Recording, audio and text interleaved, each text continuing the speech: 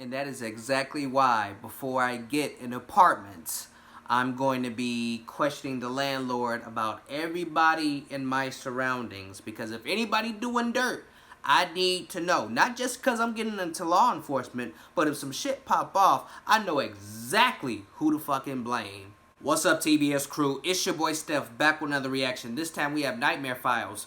4 disturbing, true neighbor horror stories that will creep you out. Uploaded. When was this uploaded? June 7th, 2019.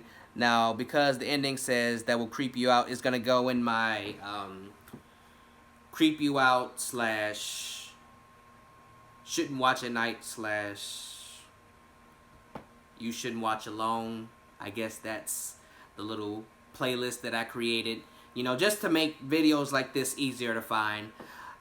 Which that playlist is public, so that'll be on my channel. But so down in the description will be a link to Nightmare Files channel, a link to this original video so y'all can see it for yourselves. Also will be links to all of my social medias. Get at your boy and see the personal life that I don't upload to YouTube. Without further ado, let's get into it.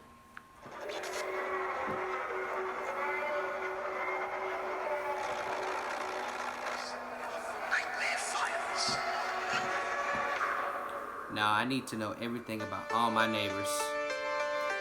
I seen that picture in the Mr. Nightmare video before about neighbors.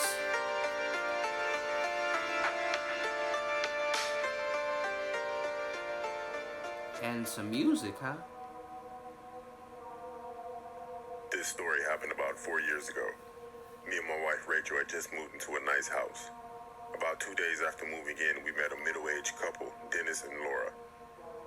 They were friendly and were nice neighbors, and we would often go over to their barbecues and evening dinners. We went to their house one night for dinner and it went fine. We talked and laughed and got on great as usual. At one point during their dinner, I needed to go to the bathroom, and I excused myself. As I was walking, Dennis stopped me and said I needed to use the bathroom upstairs. I should mention that whenever me and my wife needed to use the bathroom, we always used the downstairs bathroom. This will be the first time going upstairs, actually. I had to try a few doors to see which one was the bathroom. I eventually opened the door to Dennis and Laura's bedroom. I don't know why, but I just wanted to have a little look around. As nosy as it was, I'm glad I did. I was looking at the pictures on the nightstand, a few of Dennis and a few of Laura together, some of their children, and then one that took me by surprise. It was a picture that we had taken a few months ago. It was the 4 of us together. Only my wife's face was scratched out. I thought that's really sick and odd, and it was obviously done deliberately. After seeing this, it made me more curious to see what else was in their room. I opened up the few drawers to see the same thing. Oh, wow. That same picture with my wife's face scratched out or cut out of the photo. Just hundreds of them in their drawers. I felt pretty sick with worry at this point, but my curiosity got the best of me, and I decided to look some more. You gonna I get opened hurt. up their closet, and what I saw gives me the chills to this day.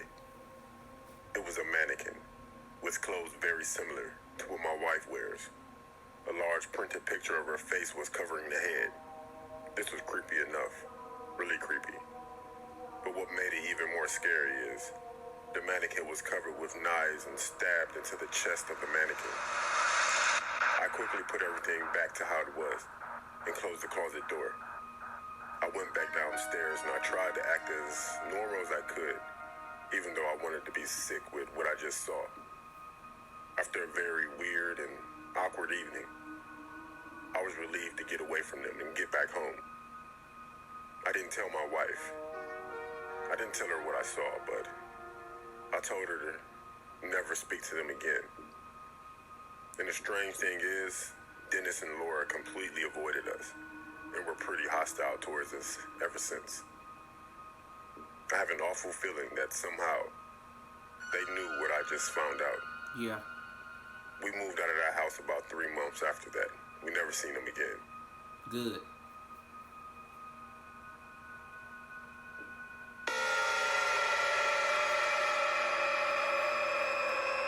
That would have got me if I was not looking for it. That would have got me so good if I wasn't expecting it. This story happened about 3 years ago. When When I was 16, I had my first boyfriend, Ben, who just so happened to be my next door neighbor.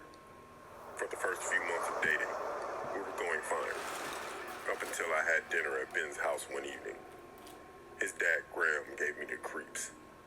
From the first moment I ever met him, he was creepy to me. He shook my hand tightly and had a big grin on his face with his big, bulging eyes. At the dinner, I swear Graham never took his eyes off of me at all. Every now and then, I would glance over to see if he was still staring at me, and of course he was. From then on, I spent more time around Ben's house. We would watch movies in his room, play video games, or just study homework. Whenever I was at Ben's house, his dad would always be lingering around. Like he would always burst into the bedroom without knocking, asking things like, "How's everything?" or "I thought I heard you calling me." Basically an excuse to come in. It's Right. like he wanted to catch us doing something, if you know what I mean. Yeah. And whenever I would go to the bathroom, of course, he would try and come in, even though the door was locked. Usually it's the mom that He tries to would knock catch and you. say, "Oh, I didn't realize someone was in the bathroom." This creepy stuff went on for a while, maybe about 2 months, but there was this one incident that really scared me. Stop going over there. Ben asked if I can go to the basement and grab a couple of pops. Oh my God. I went down there and looked around in the fridge to see what drinks they had. The basement. Then I heard the door close. See? It was the basement door. And then his dad came walking down the steps. He asked me what I was doing down there, and I told him I was just grabbing some pop for myself and Ben. I smiled and walked past him and headed up the stairs. I tried to open the basement door, but it was locked. His dad locked it behind him. I turned around and said, "Sir, could you help? The door is stuck." He didn't reply. I went back downstairs and I saw his dad with his top off, rolling a can of Sprite on his body, saying, "It's a hot day, isn't it?" I was extremely uncomfortable. And I asked once more, "Could you open the door because it seems to be stuck?" I didn't say lock because I didn't want him to know I was uncomfortable. He said to me, "Here's the key," and placed it on a small table next to him. And then he said, "Come and get it," See? while smiling with his tongue rubbing against his teeth. I let out a nervous, awkward laugh as I thought he was joking. He wasn't. I No. crouched down to grab the key, but just as I did, I could feel his face near mine, and he was smelling my hair. He want that pussy. I could hear him, really close, breathing in through his nose. As soon as I got the key, I sped, walked up the stairs to open the basement door. I just left at that point, and I went home and cried in my bedroom. Never go back. I never told anyone this story, and I broke up with Ben shortly after this incident. I would have told your pops. We lived there for 2 more years after that, until we moved away. Every now and then, I would see his dad in his garden or something, and he would always give me that same creepy smile like he did in the basement.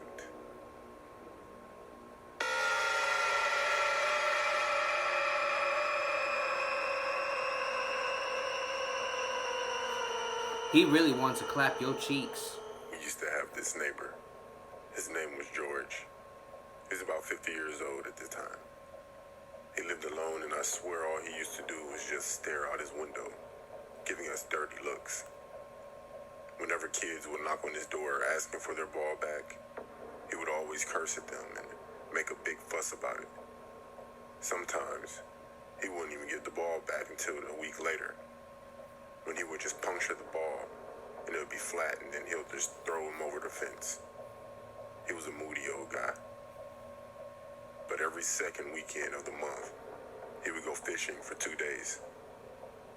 I was 15 at the time of this story, and one day myself and my friend, we came up with an idea to sneak into George's house. Because as dumb teenagers, we thought it would be hilarious. Yeah, alright. So that following weekend, George left for his weekend fishing trip. And that same night, me and my friend, who was sleeping at my house at the time, we snuck out late and went to check George's creepy house. I always knew he left a spare key under his plant pot, Oh my so God. getting inside was easy. I know this is breaking and entering, but what we discovered in the house made me thankful that my friend and I came up with this dumb idea. We looked around George's house. Most of the rooms were pretty normal as far as normal goes. My friend went off and looked around the other rooms while Steph's computer there. I moved the mouse around and clicked on the login. Funny enough, he didn't even have a password. I looked around his PC desktop at what applications he had. Pretty basic stuff, but I noticed a file called Favorite Photos. I clicked on it and saw hundreds and hundreds of inappropriate pictures of children in our neighborhood. I was thinking to myself, what the hell is this?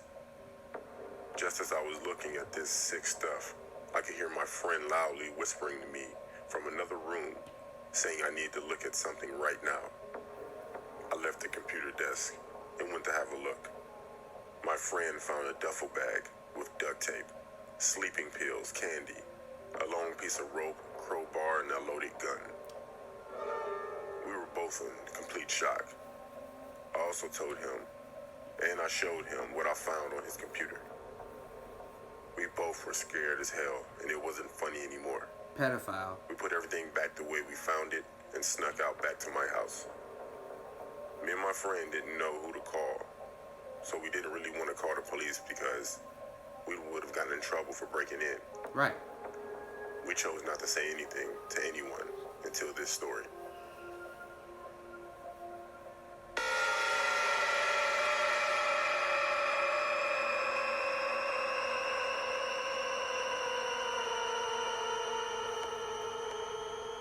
There used to be a young couple next door to me. Every other night, you could hear them arguing and fighting about something. Probably drugs, as a lot of shady characters would visit their house to deliver something. One night, they had a really bad fight, much worse than usual. You could hear them both shouting and crying and something hitting the wall. And then suddenly the shouting stopped. Just completely stopped. No more noise whatsoever and just nothing. I looked out the window with the lights out just to see if I could see anything out the ordinary. About 15 minutes after the fighting, a black van pulled up outside and 4 hooded men got out and went inside. About an hour later, I could see the men and the neighbor carrying something into the van. It looked like large black trash bags. Oh. I phoned the police about what just went on and what I witnessed. They visited the next door neighbor and questioned the man. Apparently his girlfriend just left and decided to never come back. She never went missing or anything, she just left. I never believed it. Bullshit. I swear to this day he killed her, and they somehow got rid of the body. Nearly a year later, the man next door died of a drug overdose, and we never found out the truth.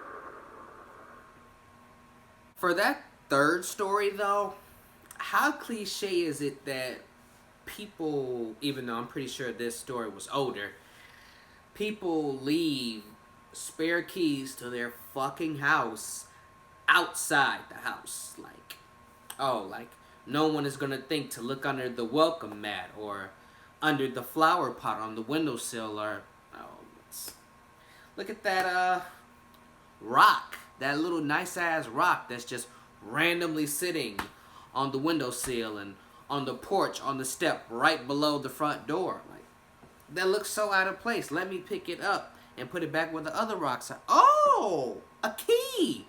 It might go to this house. Let me try it out. Like, I've always thought that that was stupid that, you know, you keep a spare key to your house outside of the house. Really, fam? Really? That's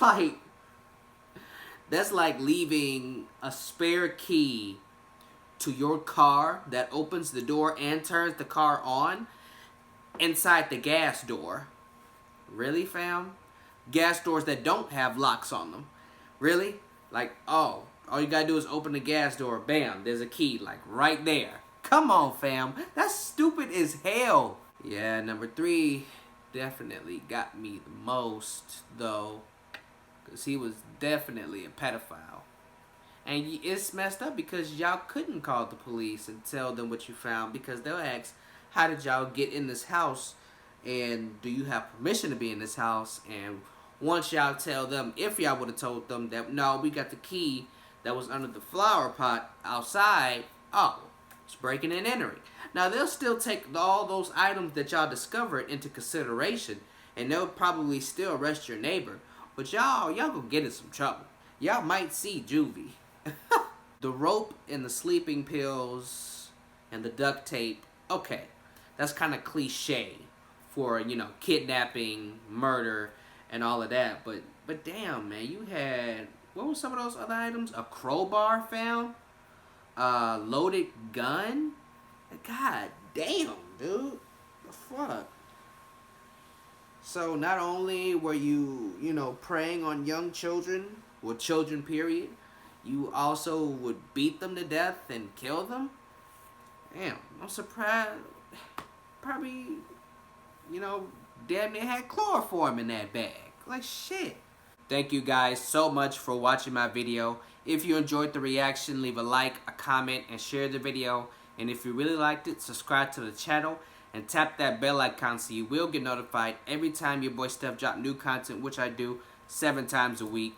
That is all I got for y'all this time around. Your boy Steph is out.